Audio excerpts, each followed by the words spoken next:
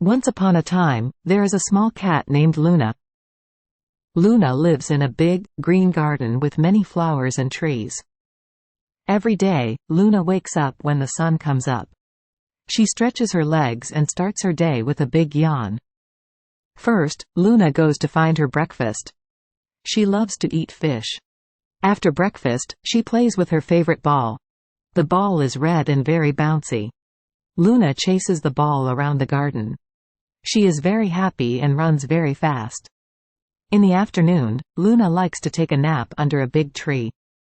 The tree gives her shade and it is very cool.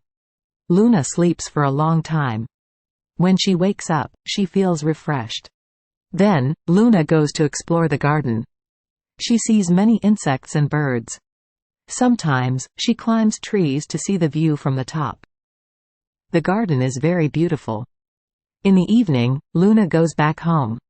She eats her dinner and then finds a cozy spot to sleep. She is tired after a long day.